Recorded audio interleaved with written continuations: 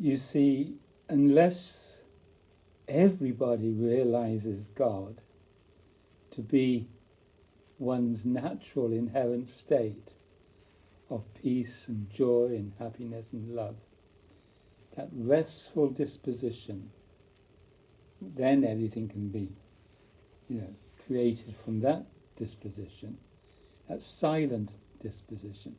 Until that's realized, even just by a few of us, the world will continue as it is, full of argy-bargying, wars, I am right, you're wrong, my way's better than your way, my perspective is this, you're controlling and you're not controlling, and I want this and you want that, and you want me to make you happy and I want you to make me happy. All that egoic, childish, adolescent nonsense. Pray to God, please Lord, make me da-da-da-da-da, give me this, give me that. Santa Claus mentality. That will continue, of course it will continue, until the individual has realized this stable, this quiet, this peaceful, this silent, this happy, already happy, love bliss disposition, represented by the open hand. Egoic society with billions and billions of people that have lived from ego. I am extremely blessed, have been extremely graced to have realized that disposition, that Buddha realized, that Jesus realized, that Krishna realized, but Krishna wasn't an actual person, that many enlightened people have realized. And once realized, you do stand on your own, not in a lonely way, but you're no longer emotionally dependent on anyone or anything to make you happy. Yes, it's important that we have a roof over our heads and all that business. Yes, once you're already happy, it's not a case of living like without any cares in the world. You discriminate, you discern, you see what's shit and what's shinola. You see what is beautiful and what's beautiful. You see all the dualities of life, and you can pick and choose them because you're in that free disposition. You've got the ability.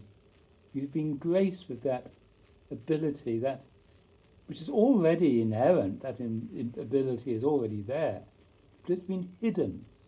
As Jesus said, it's hidden from the wise and the prudent. What is this about? This is easier for a camel to go through an eye of a needle than for a rich man to realize heaven. That's what it's all about, realizing God, heaven, consciousness, love. Not keen on the word God because there's so many connotations.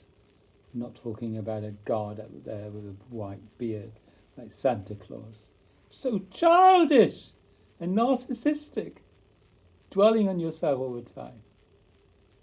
God realization is to realize, is to be in that place, and once you're in that place, you realize that that's it, that is the place.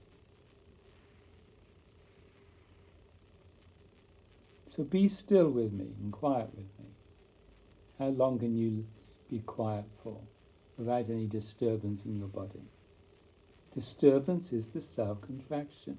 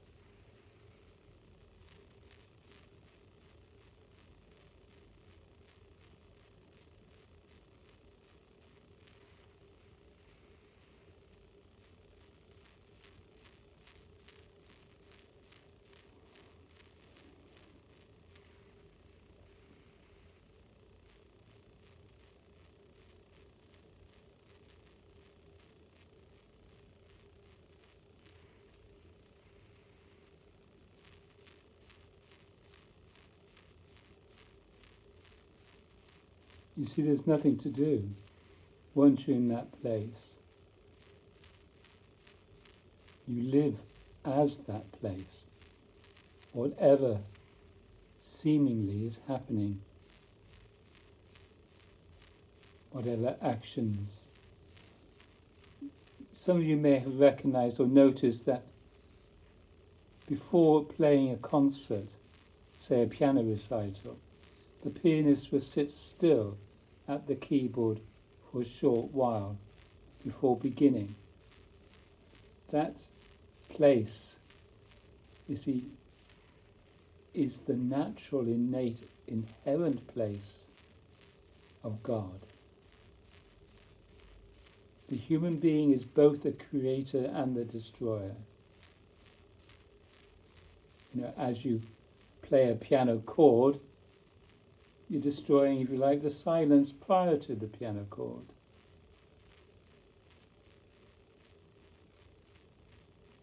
Silence is our true state.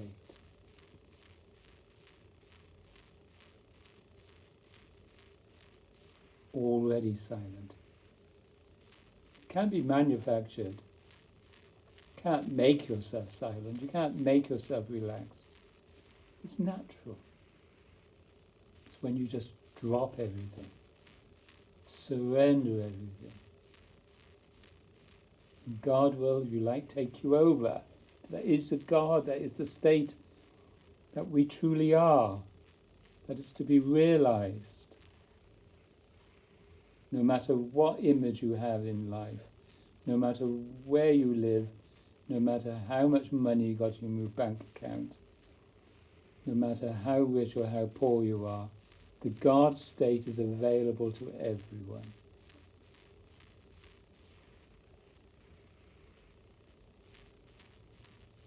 It may not be apparent, of course it's not apparent. It can't be apparent to the clenched fist.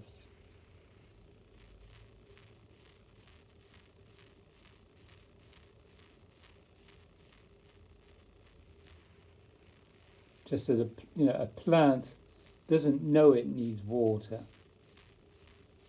A plant doesn't know it needs to be fed. But the observer knows. And I can see what's happening. How everyone is screwing themselves up due to an emotional problem.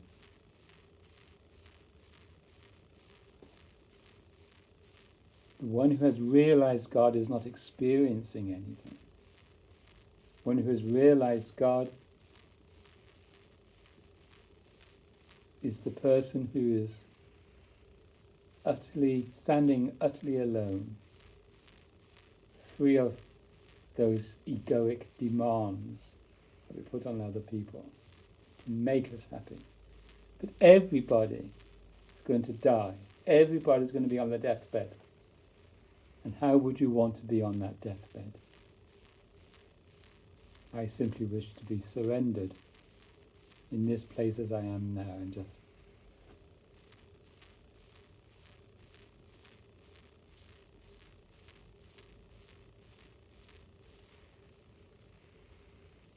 passed away, beautifully and naturally. But I reckon there's still a few years left in this.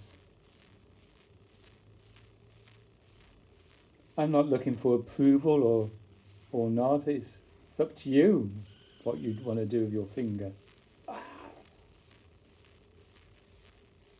Seeing clearly is not finger pointing. You see clearly the dust. You see clearly the muddles. You see clearly the tidiness. You see clearly that the plant needs watering. You see clearly. It's not a criticism, it's just what it is. You see the conditional circumstance as it is. You see, because you know the names of all these objects. If you didn't know the names, then you wouldn't be able to say, oh, that carpet is like that, or that candle over there, or that nut, or that plate needs washing up. You don't need labels to see that whatever it is dirty. But that's another point. So the enlightened person has no issues with anybody or anything. That doesn't mean he's not going to discern and discriminate, or she. I can see whether these glasses are mucky or not, which they are.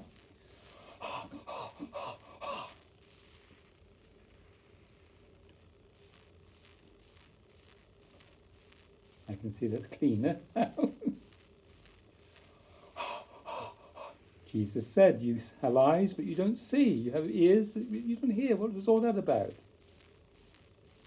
He's not meaning you can't see dirt. He means you can't see the silence to be God. You can't see what you're up to as Narcissus, preventing God from living you. You can't see these subtleties.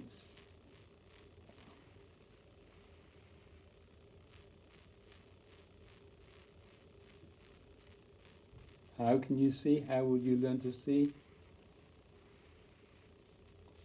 Eh? What's the solution? What's the way out of this? Just stop doing it. You see, it's a pinch. You're pinching yourself. Unpinch and stop pinching. As Adi Dark says, it's the dreaded gumbo. All he says is redirect your feeling and attention. Take your attention from off the objects and things and desire, He says, put your attention on me and dwell on me, but people don't want to do that. You prefer the clouds to the sun. The clouds are things you can get into, the nitty-gritty, the meat. You get into that, and the nitty-gritty is entertaining you, is giving you something to do, is an occupation, an activity. Instead of just playing with the conditions of life, like a child playing in the sandpit, making mud pies, enjoying cooking with mum, making a mess without intending, Adults take life too seriously because you're not in that place, that disposition, where it says in the Bible, become like children. It's the disposition we're talking about, not being childish. Thank you for listening. You want to understand more, you want to realize something greater than your humdrum of your daily life, and read the esoteric teachings and become a devotee of the sun, devotee of God, devotee of already happiness. One-pointed devotion.